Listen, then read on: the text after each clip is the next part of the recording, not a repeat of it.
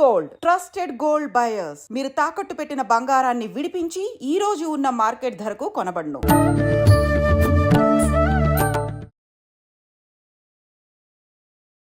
నమస్కారం, welcome to I dream. ధర్మ మార్గం విత్ విజిత కార్యక్రమానికి స్వాగతం. ప్రస్తుతం మనతో పాటు ఉన్నారు ప్రముఖ ఆధ్యాత్మికవేత్త జ్యోతిష పండితులు మరెల్ల రవిశాస్త్రి గారు. ఇప్పుడు వారితో మాట్లాడి మరిన్ని విషయాలు తెలుసుకుందాం. నమస్కారం అండి. నమస్తే అమ్మ. శ్రీరామనవమి రాబోతోంది. శ్రీరాముడు అనగానే మనం ధర్మానికి నిలువెత్తు నిదర్శనంగా తీసుకుంటాము, సీతారాముల్ని ఆదర్శ దంపతులుగా తీసుకుంటాము. ప్రత్యేకించి వారికి సంబంధించిన ఒక రోజుని మనం చాలా ఘనంగా జరుపుకుంటూ ఉంటాము, అదే శ్రీరామనవమి. ఆ రోజున శ్రీరాముడి జన్మదినం అని చెప్పి చెప్తారు, కానీ ఆ రోజునే కళ్యాణం కూడా చేస్తారు. అసలేంటి ఆ రోజు యొక్క విశిష్టత తెలియజేయండి. ఓం శ్రీ గురుభ్యో నమః. ఓం శ్రీ మహాగణాధిపతయే నమః. మనకి శ్రీరామనవమి అంటే శ్రీరామచంద్రుల వారు జన్మించిన రోజు.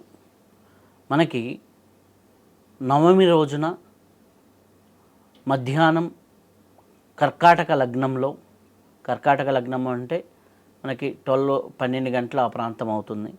ఆ ప్రాంతంలో శ్రీరామచంద్రుల వారు అయోధ్యలో జన్మించారు అనేది మనకి రామాయణం గ్రంథం ఆధారంగా మనకి తెలుస్తుంది.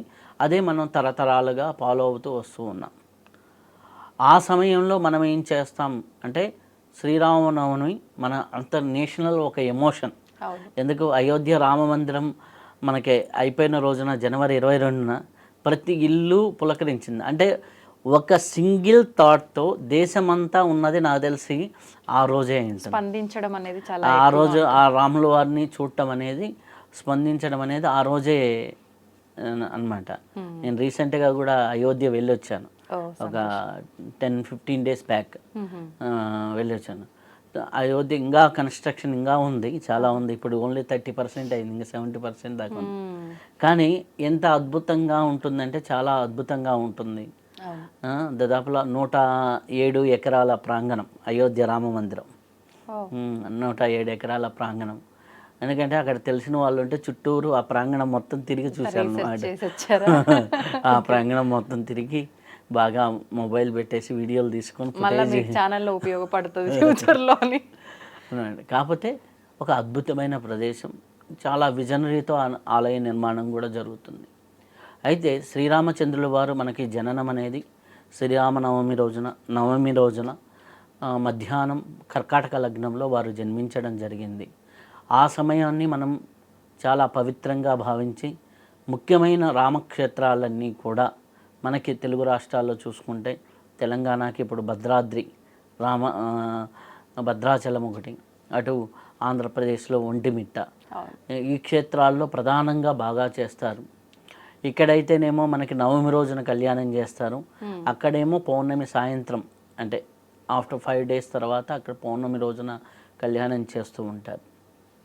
అయితే ఎందుకు శ్రీరామనవమి అంత విశేషమైంది అంటే శ్రీరాముల వారిని మర్యాద పురుషోత్తముడు అంటారు. అంటే ఆయన ఒక ధర్మానికి నిలవెత్తు, అంటే ఒక ధర్మాన్ని ఒక విగ్రహంగా మారిస్తే ఆ విగ్రహం రాముడు అవుతాడు. ధర్మానికి ఒక రూపం ఇస్తే ఆ రూపం రాముడు అవుతాడు.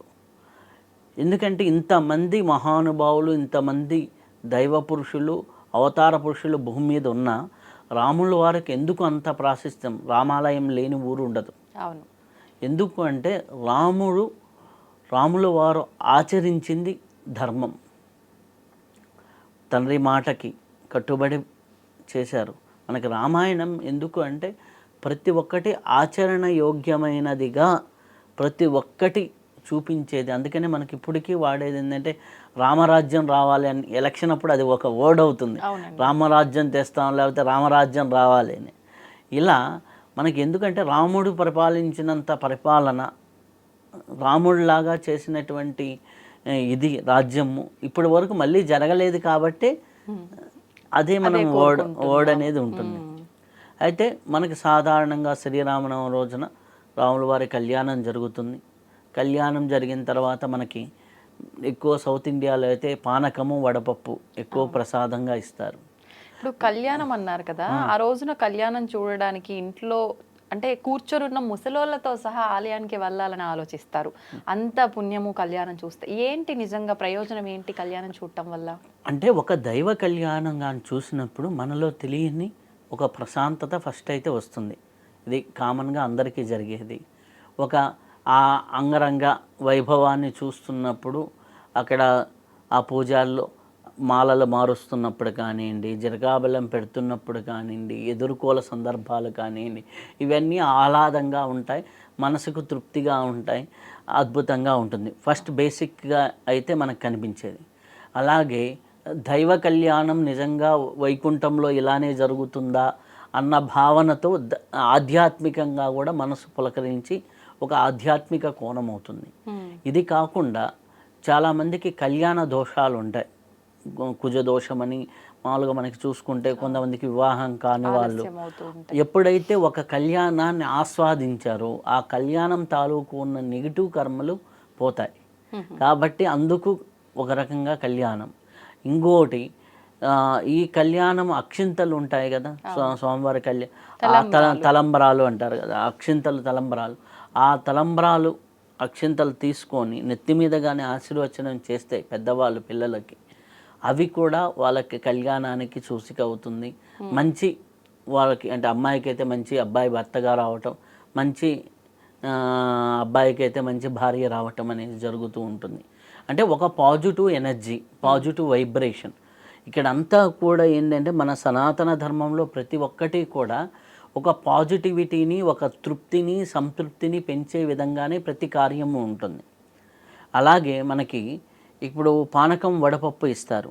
దాని వెనక కూడా మనం వడపప్పు బాగా తిన్నామనుకోండి, పెసరపప్పు ఒంటికి చలవ చేస్తుంది. అలాగే మన పానకంలో మిరియాలు ఇవన్నీ వేసి చేస్తారు, బెల్లం, మిరియాలు ఇవన్నీ. దీనివల్ల సైంటిఫికల్గా ఏంటంటే పానకం తాగితే వడదెబ్బ తగలదు. అందుకని ఊరంతా పంచుతారు. అంటే ఇక్కడ రాబోయే కాలం అంతా ఉష్ణంతో కూడుకున్నది. ఈ ఉష్ణానికి సంబంధించి ఒక ఆయుర్వేద పరంగా చూసుకున్న వడదెబ్బ తగలకుండా, అలాగే వేడి చేయకుండా వడపప్పు పానకం అనేది ప్రసాదంగా ఇవ్వటం. అంటే కొంతమంది చేసుకోగలిగిన వాళ్ళు ఉంటారు, చేసుకోలేని వాళ్ళు ఉంటారు. కానీ ఒక్కసారి పానకం తాగితే ఒక ఆయుర్వేదం ప్రొఫెసర్ చెప్పారు, ఒక 40 రోజుల వరకు మీ శరీరంలో ఉష్ణాన్ని బ్యాలెన్స్ చేస్తుందని. సో ఒక సమ్మర్ అనేది గడిచిపోతూ ఉంటుంది. అలా ఆ పానకం వల్ల కూడా అంత బెనిఫిట్ ఉంది. సో మన సాంప్రదాయంలో ప్రతి ఒక్కటి కూడా ప్రసాదంగా ఏది పెట్టినా కానీ దాని వెనక అద్భుతమైనది ఉంటుంది. ఇప్పుడు కొబ్బరి తిన్నాం, మెమరీ పవర్ బాగా పెరుగుతుంది. చాలామందికి కొబ్బరి ఎందుకు అంటారు. కొబ్బరి తింటే ఎన్ని రకాల బెనిఫిట్స్ ఉన్నాయో మనకి మీరు వెళ్ళేసి చూసుకుంటే ఉంటుంది.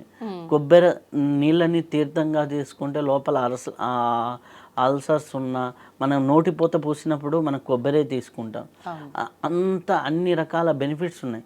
ఏదైతే హెల్త్ బెనిఫిట్ బాగా ఉంటుందో వాటిని మన తీర్థ ప్రసాదాలుగా అందరికీ పంచడం. అంటే కొంతమంది తీసుకోవచ్చు, కొంతమంది తెలియకపోవచ్చు. అది సంప్రదాయంలో ఒక భాగంగా పెట్టారు.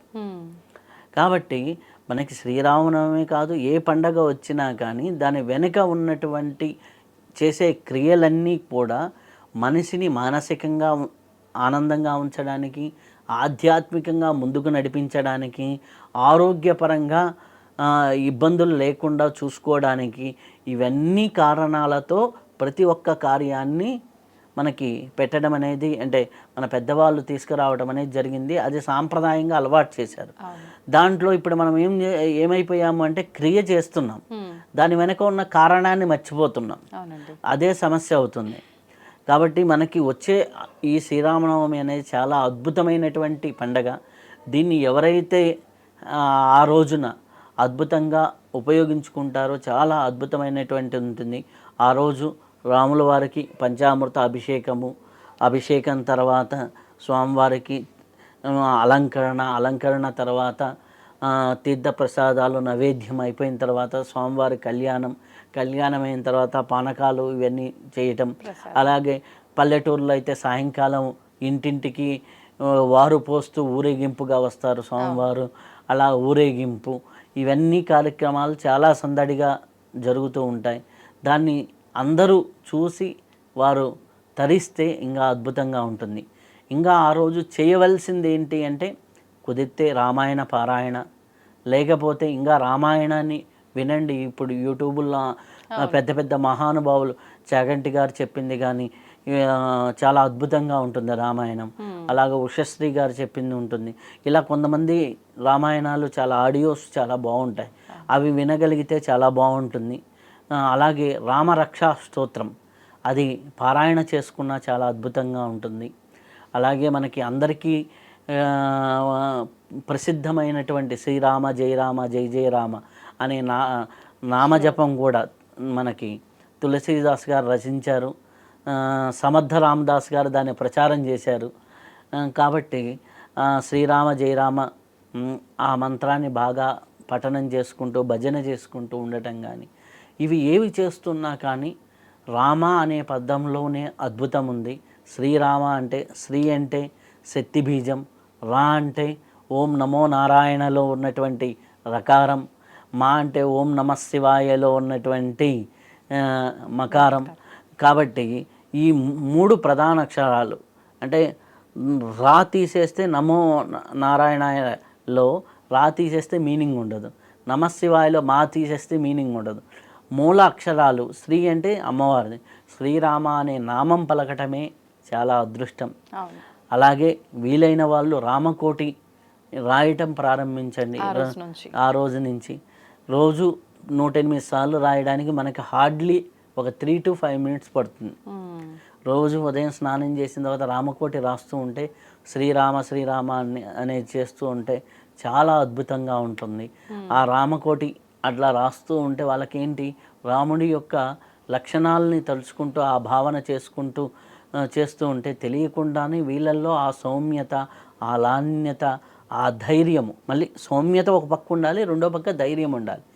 ఇవన్నీ ధర్మము, మర్యాద పురుషోత్తముడు అంటారు, మర్యాద పితృవాక్కు పరిపాలన అంటారు, తల్లిదండ్రులను గౌరవించడం, ఇవన్నీ అలవాటుగా వస్తాయి.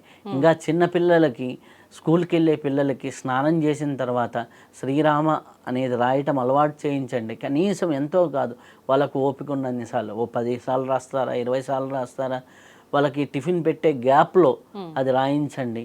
మీకు చాలా చాలా చేంజెస్, వాళ్ళ ప్రవర్తనలో చాలా మార్పులు వస్తాయి. చాలా అద్భుతంగా ఉంటుంది. సంతోషం అండి, అద్భుతమైన మాటలు తెలియజేశారు. ధన్యవాదాలు.